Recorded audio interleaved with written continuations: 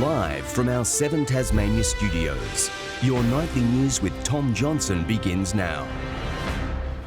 Good evening, everyone. First tonight, Tasmania is bucking the national trend, with exports soaring last year, according to new figures. The state's exports to China have reached record levels, but it hasn't been smooth sailing for all producers. Last year was a roller coaster for exporters. 2020 for me has been an absolute adventure, to say the least. It's a lot of ups and downs in 1 year. They're feeling the pinch, with demand and prices for rock lobsters dipping. I might just leave the boat tied up and go and find another job for a while until this can be viable. At the moment it's not. It's not really a wage to be earned for me. There's better news ahead though. New figures from the Australian Bureau of Statistics, released this week, show the state's exports totaled $3.6 billion last year, a rise of 1.2%, against the national trend, which saw a fall of nearly 7%. We're the envy of so many. We have such fantastic brands here, and we look forward to continuing to grow our export market. The biggest drivers of that growth: minerals, seafood and meat. The Tasmanian Minerals and Energy Council say rising iron ore and aluminium prices are key. They're in high demand as governments try to build their way out of recession. They also say our diverse range of customers in Asia protects us against any shocks. It's really important to diversify our exports, and we're currently in discussions with other countries, and those discussions have been successful. China is still our biggest trading partner though, accounting for 42% of total exports, a rise of 20% last year. Not everyone's feeling the love though, pointing the finger at trade tensions. This is my 50th year of crayfishing, and our industry's just collapsed, really. Like the COVID's caused a lot of problem, but our government has been the main problem, losing our export markets. Some in the industry unsure it will recover anytime soon. I don't think I'll see the export come back anywhere near as it's been while I'm still fishing. Josh Duggan, 7 Tasmania News. The state government has once again been accused of hiding critical information around child sex abuse allegations in the public sector. As the number of alleged cases continues to increase, Labor says more details need to be released around which agencies are involved. The way they are doing it through a nameless, faceless spokesperson with no opportunity for questions to be asked of a minister or of a representative of the government is just not acceptable. We're looking at working towards putting a public disclosure together on public servants that have been stood down. The government says it will have more to announce on the matter shortly. A COVID capacity crowd of 5,000 has packed into Elwick Racecourse for the Hobart Cup. While there was plenty for punters to see trackside, for many, fashion was front of mind. A perfect day at the races. I love it. It's a beautiful day, beautiful people, lovely weather. What more could you want? What a great day. Perfect cup day. While many were happy watching the races trackside, for others the day's main event was the fashions on the field. Racing fashion is not like your normal typical streetwear fashion. So they're looking for style and originality. They're looking for how people are groomed, their accessories, their makeup and their hair. And after a year without crowds, contestants were excited to show off their flair for fashion. It was great fun to be able to plan an outfit and plan an outing where I could catch up with other fashionistas and have a punt on the races, a cheeky champagne. For some, their outfit was sentimental. My dog Buffy died. This is her collar, and she used to wear pearls. And so we thought, why not, just go over the top with pearls. Others were happy to go along with an outfit chosen on their behalf. So she made the hat for me and matched the suit, and here I am. The fashion's not limited to those taking to the stage. Got in the Hobart Cup. I thought I'd wear a jockey suit. Might go and have a ride later, so yeah. And this outfit made specially for the occasion. We decided to celebrate his Bucks Day today, showing everyone how he looks at his worst, and now we can see him looked at his best. But of course, it's not all about the fashion. Punters here are putting their money where their mouth is, hoping to back a winner. I've been struggling. I've been going race by race, and so far I've struggled. No luck yet, but hopefully our luck will change, so we'll see how we go. While there was a smaller than usual crowd to comply with COVID restrictions, organisers say it didn't bring down the energy. It's a fantastic day. We're at full capacity of 5,000 people. The sun's shining, the track's fantastic, the racing, the fashion. It's a fantastic day. Meg Sides, 7 Tasmania News. Crowds in their thousands have flocked to day 2 of the Royal Hobart Regatta. From navy ships to wooden boats, the River Derwent was jam-packed with an impressive display of vessels of all shapes and sizes. Moored in the centre of the River Derwent, the HMAS Hobart watches over its namesake city. With flags flying and sailors signalling, the ship was the centrepiece on day 2 of the Royal Hobart Regatta. HMAS Hobart, representing the ship and the city, proud to be in the thick of it.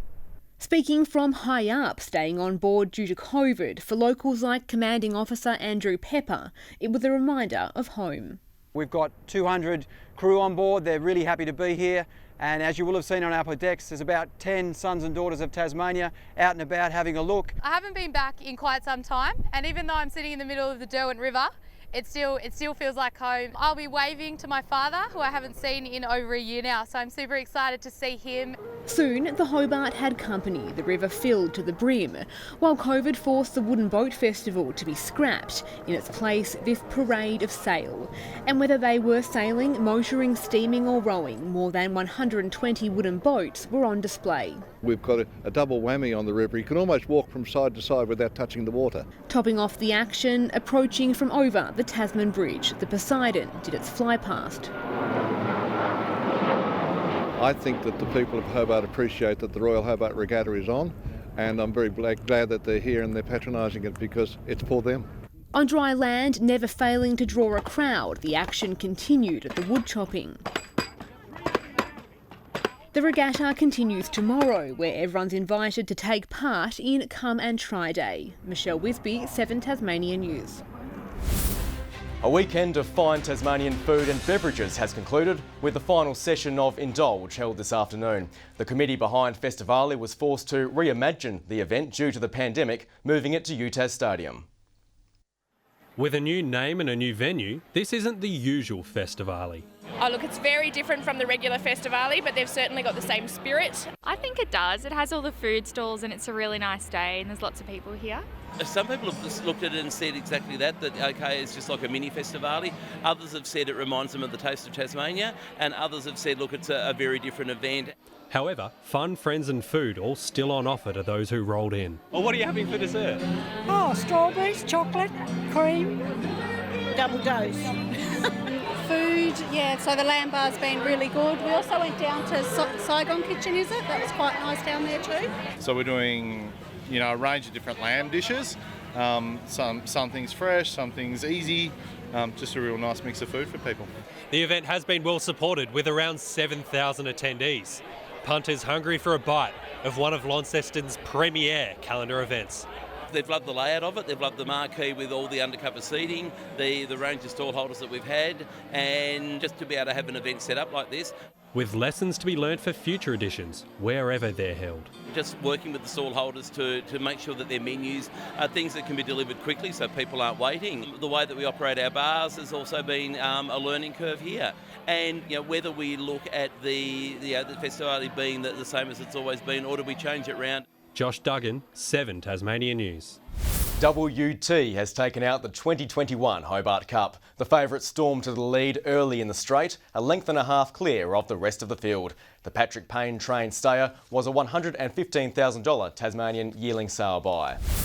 Tasmanian Scott Bowden has placed third in the National Road Cycling Championship at the end of 185 gruelling kilometres around Mount Buninyong, Victoria. It all came down to a photo finish, with Bowden just behind defending champion Cameron Meyer and young gun Kellen O'Brien.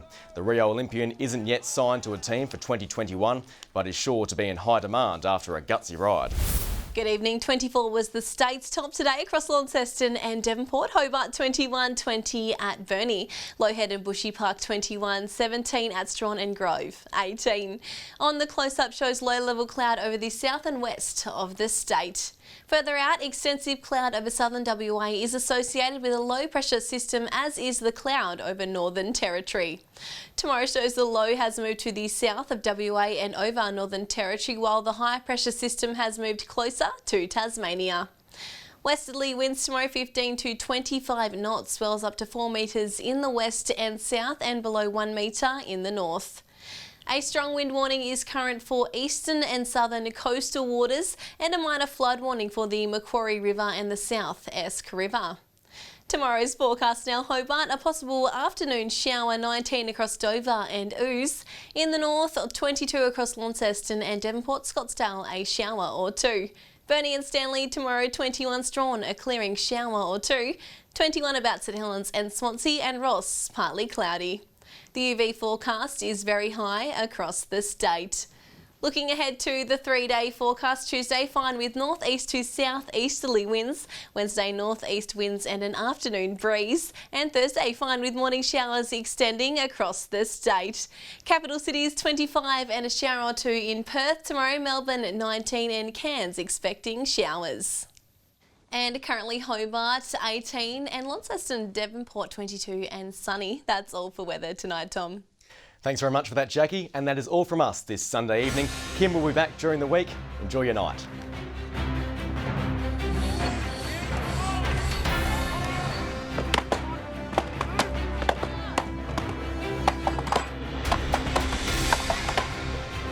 Yes, of course, this year the Wooden Boat Festival was cancelled. The Lady Hilton out there to the HMA of Hobart, our flagship.